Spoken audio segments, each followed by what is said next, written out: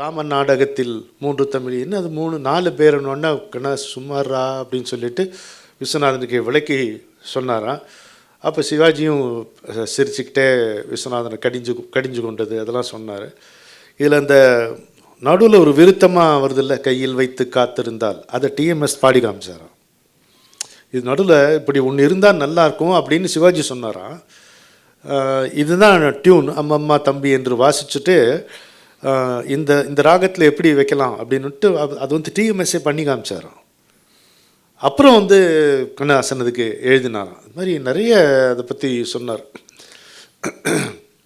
எத்தனை முறை பார்த்தாலும் அழுக்காது, எத்தனை முறை இந்த பாட்டை கேட்டாலும் சரி, பாடி பார்த்தாலும், பாட தெரியாதவங்க பாடினாலும் நல்லா தான் இருக்கும் இந்த பாட்டு. நீங்கள் பாடுங்க.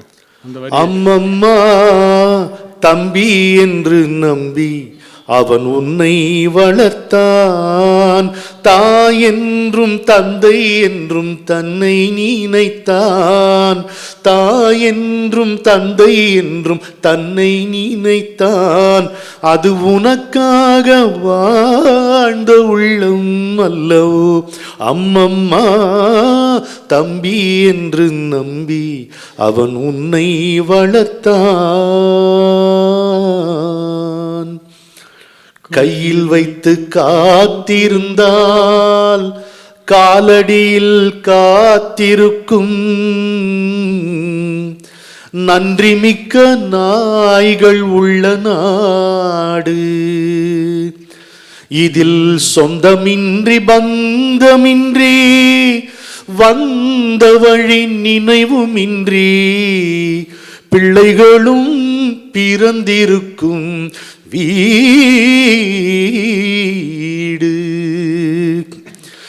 ராம நாடகத்தில் 3 தம்பிகளின் உள்ளம் கண்டேனே, நல்ல பாரதத்தில் 4 தம்பிகளை நானும் கண்டேனே. அது நாடகமா இது நாடகமா, அது நாடகமா இது நாடகமா, இங்கு நான் காணும் வேஷங்கள் கொஞ்சமல்லவே, நான் இது போன்ற வேஷத்தில் வந்ததில்லையே அம்மம்மா தம்பி என்று நம்பி அவன் உன்னை வளர்த்தான்.